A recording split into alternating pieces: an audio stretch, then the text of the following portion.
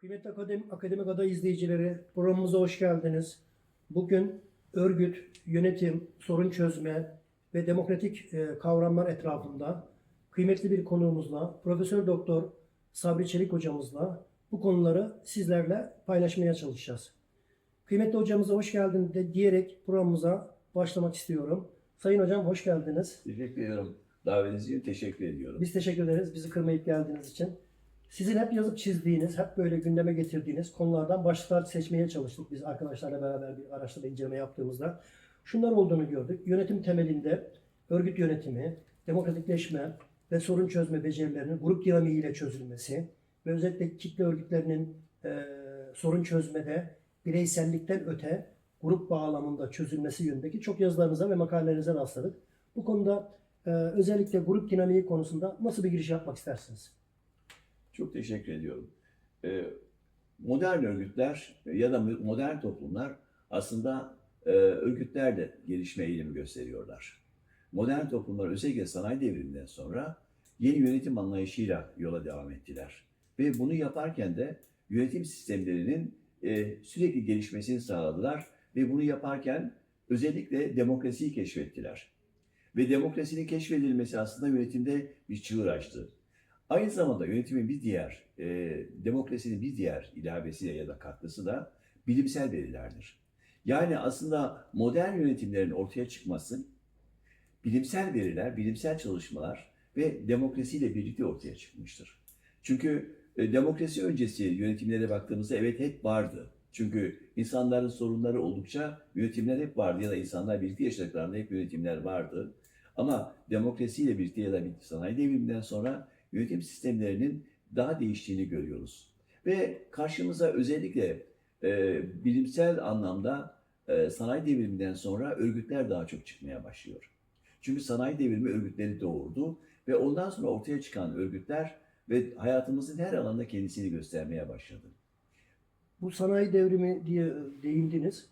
1789 Fransız ihtilaline gelmeden önce 17. yüzyıl dönemleri buhar makinelerinin icadı biliyorsunuz çok köklü devrimlere neden oldu. Yani tamamen üretim sistemleri değişti. Makineleşme sistemi, otomasyona, sibernasyona doğru böyle bir yönelim oldu. Ondan sonra atom çağı başlayınca Einstein'ın atom difüzyon parçalaması gündeme geldi. 1980'li yıllar iletişim çağı, internetin doğması. 2000'li yıllarda iletişim çağı olarak tanımlanıyor. Şimdi bu bağlamda sizin açtığınız endüstri devriminden iletişim çağına yönetimde, örgütlenmede, grup dinamiğinde nasıl değişimler, nasıl yönelimler oldu? Modern toplumlar aslında problemlerini çözerken tek başlarına kendi güçleriyle problem çözme yoluna gitmiyorlar artık. Yani modern toplumların en büyük özelliği problem çözümünde birlikte çaba göstermek ve ortak çabayla problem çözümlerine gitmek olarak karşımıza çıkıyor ve burada karşımıza örgüt kavramı çıkıyor. Tabii örgüt kavramı bazen kamuoyunda şöyle algılanıyor da yasa dışı örgütler gibi algılandığı da oluyor ama örgüt bilimsel bir kavramdır ve doğru bir kavramdır. Ve gelişmiş dünya ülkelerine baktığımızda en büyük özellik gelişmiş dünya ülkelerinin problemlerini örgütlerle çözdüğü üzerinedir. Ve gelişmiş dünya ülkelerinin bazılarına baktığımızda, istatistiklere baktığımızda örneğin nüfus sayılarının geçen sayılarda örgütlerin olduğunu görüyoruz.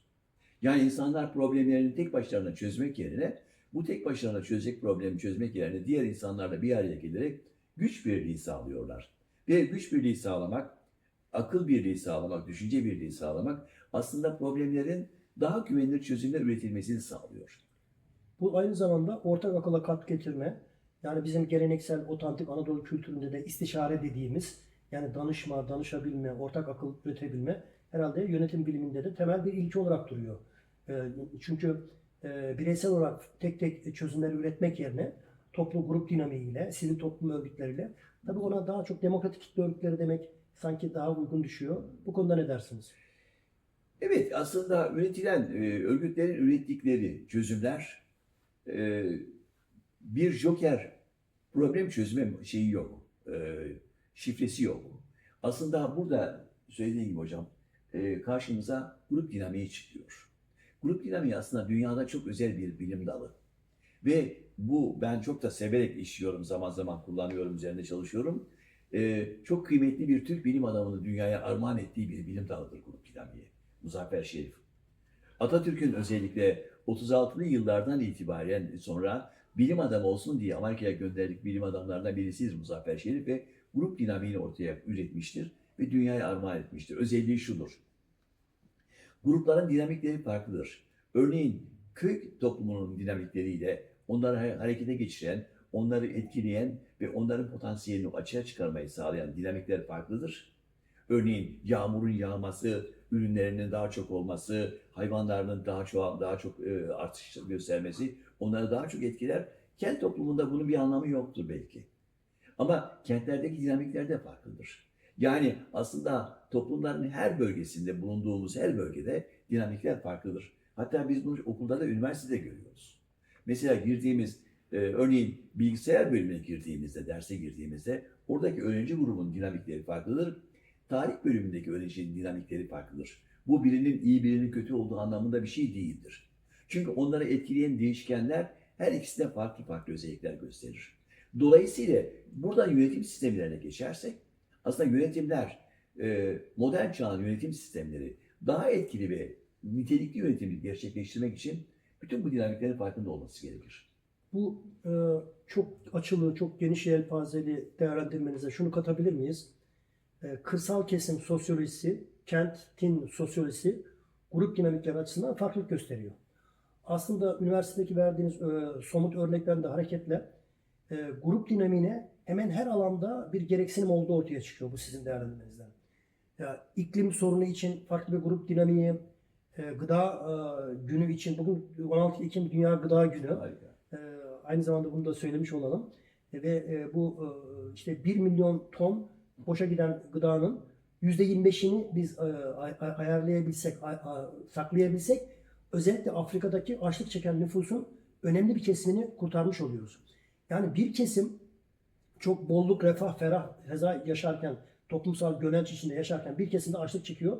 Bu iletişim çağında, bilişim çağında olmaması gereken bir şey. Yani bu konunun, açlığın partisi, siyasetinin olmadığı gündeme geliyor. Özellikle sosyoloji açısından bu grup dinamiğine neler söylemek istersiniz? Dolayısıyla özellikle toplumları yönetenlerin, örgütleri yönetenlerin buna çok özen göstermesi çok önemli burada. Yani aslında gittiğiniz her yerde karşınızdaki insanların aynı şeyi beklediklerini düşünmek çok yanlış. Ve karşınızdaki insanları etkileyen bir takım savlarınız ve sloganlarınızın aslında her yerde işe yaramadığını görmek gerekir.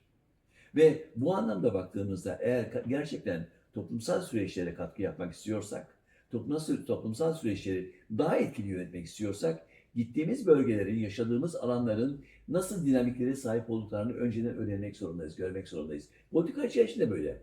Yani hangi politikacılardan, hocam söylediğim gibi, hangi politikacılardan söz etmiyorum. Hangisi olursa olsun, aslında bütün politikacılar da dahil olmak üzere, örneğin ülkeyi yönetenler de ve diğerleri de dahil olmak üzere, gittiği yörelerdeki insanların sahip oldukları değişkenleri, algoritmaları çok iyi bilecekler.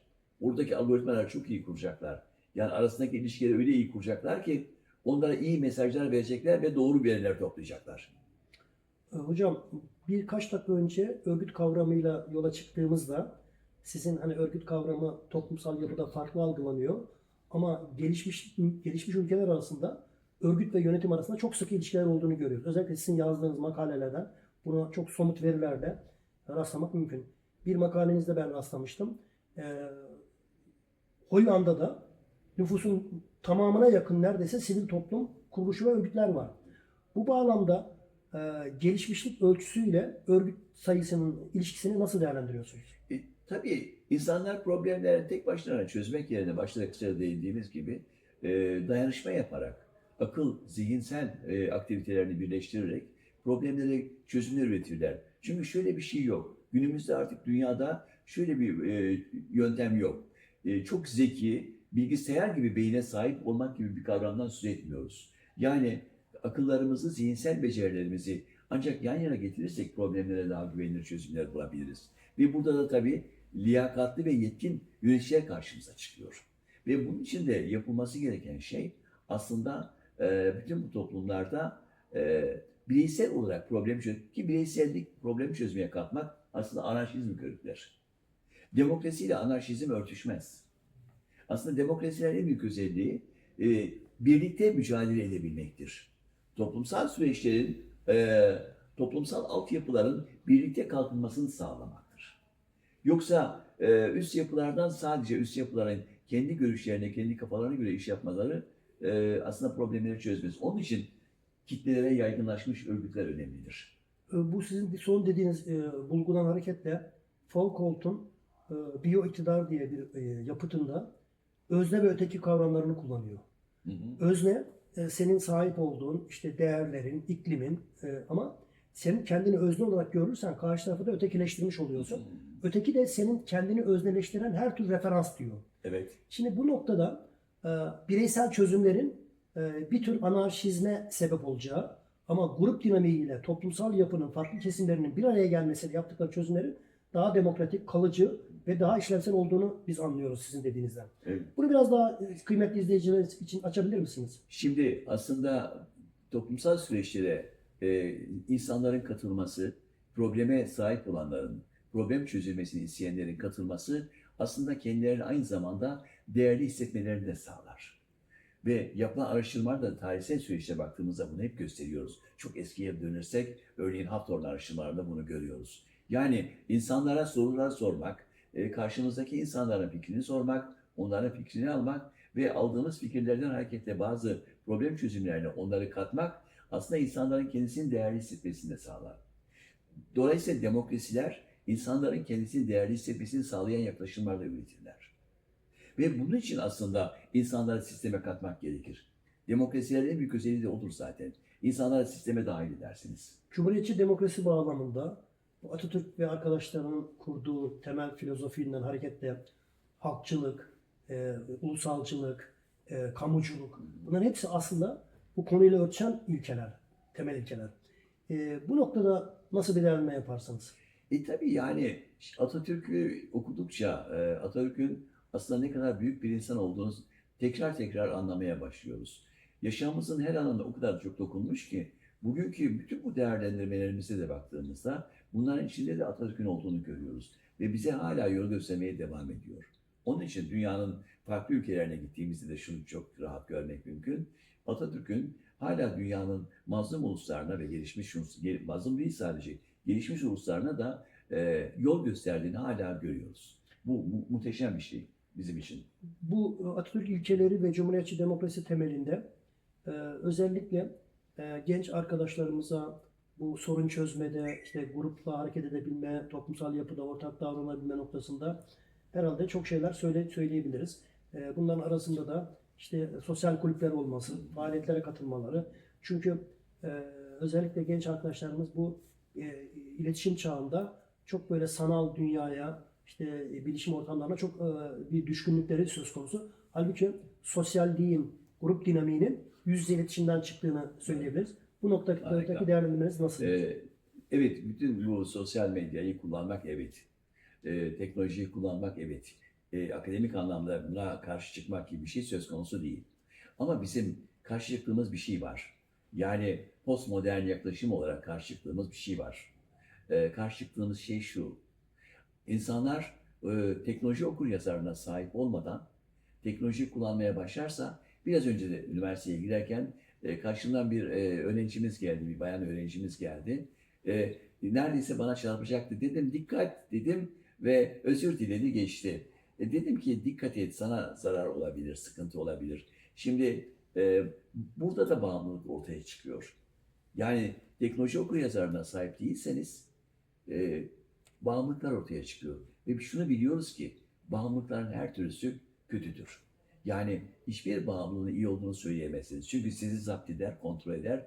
Beyninizi kendisine uygun hale getirerek kullanılmasını, işlemesini sağlar. Onun için öğrencilerimize en büyük tavsiyelerimiz, gençlerimize en büyük tavsiyelerimiz, insanlarımıza aslında bütün bunları kullanırken evet kullanacaklar, hiç kaçarı yok. Ama teknoloji okuryazarlığına ulaşarak, bunu sağlayarak oradan hareketle bütün bunları yaparsak sanıyorum toplumumuza daha etkili oluruz. Evet, geleceğe teknolojisiz ulaşma şansımız yok. Kıymetli hocam, son dediğinizden hareketle duyarlılık, empati, birbirimizi anlama iklimini oluşturma ve teşekkür seferberliği. Çünkü sizin alanınızda çok yakın kavramlar olduğunu düşünüyorum eğitim, yönetim, bilim açısından. Bizim tamam ekonomik sorunsallarımız var ama bunlardan önce toplumsal yapıda dayanışmayı, kolektivizmi artırıcı işler yapmamız lazım. Bu da tabii hem genç bireylerin üniversitedeki bu sosyal kulüplere katılmalarıyla hem de yüz yüze iletişimlerin artırmalarıyla olanaklı olduğunu söyleyebiliriz. Bu konuda özellikle empati ve duyarlılık konusunda nasıl bir değerlendirme yaparsınız? Aslında sosyalleşme söylediğim gibi hocam çok kıymetli. Çünkü sahip olduğumuz her şey diğer insanların yanında bir anlam ifade eder. Niye sahip olursak olalım. Örneğin bir adaya gidin, bir bina dolusu altınınız olsun. Hiçbir anlamı yoktur. Hani okula geldiğinizde bile görürüz ya da iş yerinde gittiğimizde, sokağa çıktığımızda bile kıyafetlerimizi giyinip de çıkarız. Aslında kimseyi tanımıyoruzdur. Ama diğer insanlar vardır. Hafta sonları evde öyle bir şey yapmayız. Dolayısıyla sosyalleşmek öğrencilerimiz açısından, gençlerimiz açısından önemlidir. Sosyal faaliyetlere, kulüplere, okullardaki, üniversitelerdeki o kulüplere mutlaka katılmalılar. Diğer insanlarla yaşamlarını mutlaka kesiştirmeliler. Bunu yaparlarsa iletişim becerilerimizi de geliştiririz. Çünkü iletişim çok önemlidir ve iletişim önemlidir ama iletişimde bir şey daha önemlidir. Ben çok önemserim. Nezaket ve saygıyı çok önemserim. Yani her türlü iletişimde veriyi kullanabiliriz. Her türlü iletişim becerilerini kullanabiliriz. Ama buradaki nezaketi ve saygıyı asla kaybetmeyeceğiz. Şunu görecek izleyicilerimiz de bunu mutlaka görüyorlardır. İletişim kurduğumuz insanlarla nezaket ve saygı ölçeğinde kurduğumuzda aslında verdiğimiz mesajların daha çok karşımızdaki insanlarda görüldüğünü fark ederiz. Ama tersine yaptığımızda bundan uzaklaşırız.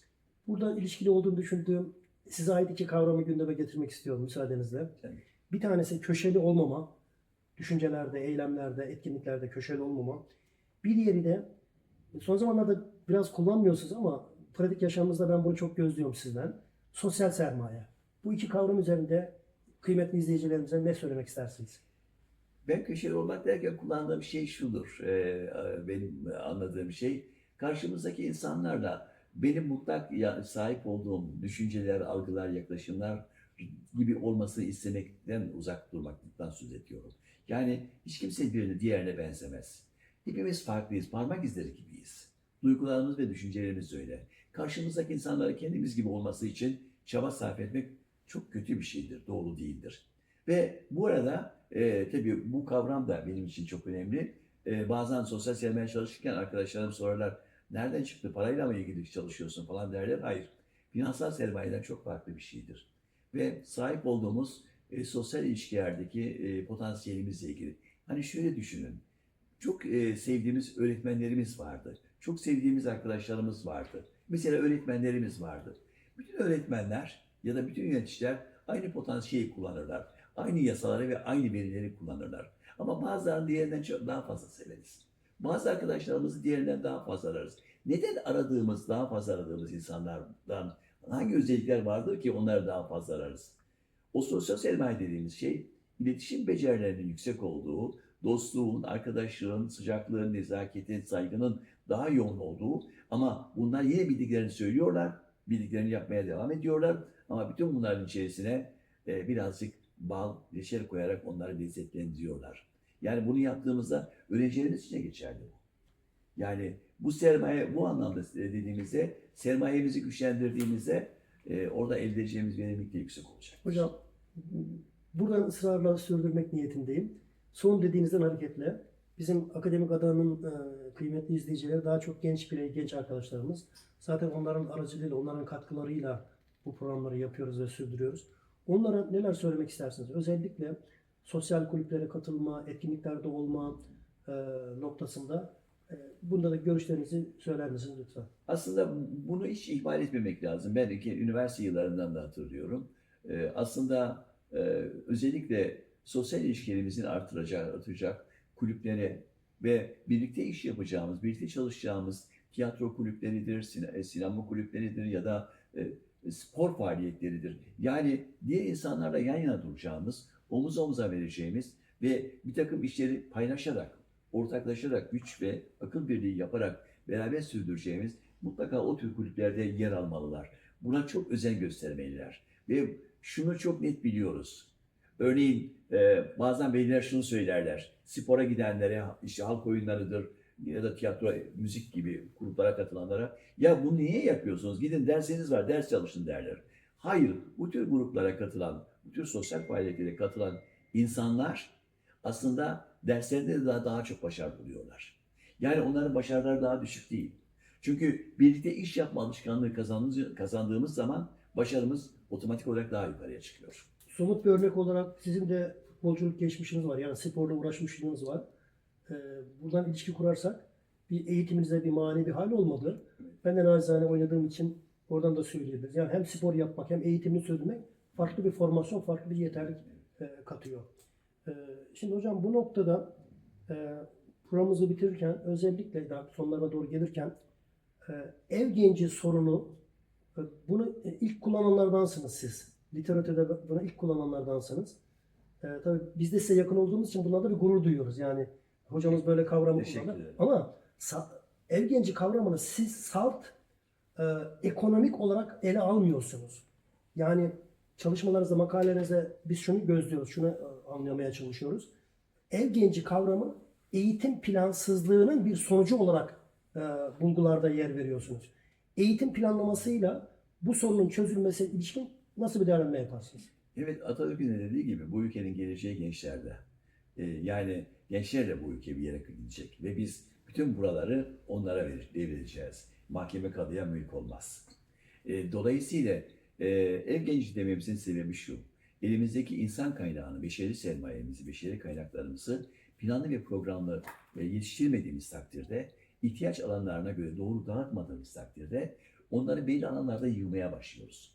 Ve yığdığımız bu insanlara sonra da diyoruz ki ya benim yeterince bu konuda çalışanım, yeterince istihdam olmuş insanım var. Sana ihtiyacım yok diyoruz ve kenara bırakıyoruz. Ve bunların çoğunluğu evde oturmaya başlıyorlar. Yani aslında insan gücünü planlamak gerekir. Nereye ne kadar ihtiyacımız olduğunu baştan planlamak gerekir. Hem planlamanın şöyle de bir avantajı var. Hem bireyler açısından hem de aynı zamanda kaynaklar açısından. Bireyleri değerlendirmek için, istihdam için ona göre yatırım yapıyorsunuz. Bir de kaynaklarınızı doğru kullandığınız zaman çöpe atmıyorsunuz. Ama ev gencinin çoğalmasına katkı yapacak şekilde, plansız bir şekilde öğrenci yetiştirirseniz, hani bugün var ya bol miktarda atama bekleyen öğretmenler, atanamayan öğretmenler ya da atanmayan öğretmenler var ya, bunun sebebi aslında plansızlıkla ilgili. Ve bunlar ne yapıyorlar? Ev genci olarak evlerde oturuyorlar. Ve her evde var. Her yerde görürsünüz. Bunun sebebi plansızlıkla ilgilidir. Ve beşeri sermaye bu anlamda o kadar kıymetlidir ki dünyada ve daha da kıymetlenecek. Öyle gözüküyor. Çünkü dünya hızla yaşlanıyor. Ve bu yaşlanmanın sonucunda eldeki genç insanları bu şekilde evlere göndermek, ev genci haline getirmek aslında büyük bir hovardalık, büyük bir başarısızlık olur. Ve bundan vazgeçmek gerekir. Ve bunun için de planlı olmamız gerekir. İnsan gücünü, iş alanlarını iyi araştırıp ona göre iyi bir planlama yaptıktan sonra insanlarımızı yerleştirmek, kaynaklarımızı da iyi kullanmak demektir. Hocam programımızın son dakikalarında 16 Ekim Dünya Gıda Günü ve Türkiye Büyük Millet Meclisi'nde bütçe görüşmeleri başlıyor bugün itibariyle. Kasım'ın 28'ine 27'sine kadar sürecek. Hem bu planlama açısından hem bu grup dinamiği açısından hem bu sosyal yapı, demokratik ilkeler açısından son iletilerinizi lütfeder misiniz? Dünya aslında hızla şeye gidiyor. Üretim anlamında, tarım anlamında bir tükenmişliğe doğru gidiyor, azalmaya doğru gidiyor. Dünya nüfusunda evet ciddi bir artış yok ama kaynaklarda ciddi bir azalma var. Ve bu kaynaktaki azalmaların ortadan kaldırılması yine eğitime bağlı. Yetişmiş insan gücüne bağlı. Hem ülkeleri, kurumları, örgütleri, yönetenler açısından yetişmiş ve nitelikli insan gücüne ihtiyacımız var. Hem de toplumsal süreçler açısından yetişmiş insan gücüne ihtiyacımız var. Eğitimi daha etkili hale getirmek, daha yaygınlaştırmak, hem örgün hem de yaygın programların daha etkili olmasını sağlamak suretiyle aslında sahip olduğumuz kaynakları, insan, tarım ve diğer kaynakları, doğal kaynakları, etkili su kaynaklarımızı etkili bir şekilde kullanmak için insanları daha çok bilinçlendirmeye ihtiyacımız var. Yani slogandan çıkmalı, bunu tarımsal yapılarla, insan kaynaklarıyla, ekonomik kaynaklarla verimli bir şekilde kullanmamız gerekiyor. Evet. Hocam çok teşekkür ediyoruz değerli bilgileriniz için. Lütfedip geldiniz, bizi kırmadınız. Sizi Akademik Ada izleyicilerle buluşturduğumuz için de biz çok gururluyuz ve mutluyuz. Çok teşekkür ederim. Ben teşekkür ediyorum davetiniz için. Kıymetli Akademik Ada izleyicileri, bugün programımızda örgüt, dinamik, grup dinamiği, demokratikleşme, Cumhuriyetçi demokrasinin temellerindeki sorun çözme becerileri, son zamanlarda çok gündeme gelen ev genci sorunu, eğitim planlamasıyla ilgili konularımızı Profesör Doktor Sayın Sabri Çelik hocamızla görüştük. Kendisine katkılar için teşekkür ettik ve bizi izlediğiniz için size de çok teşekkür ediyoruz. Hoşça kalın.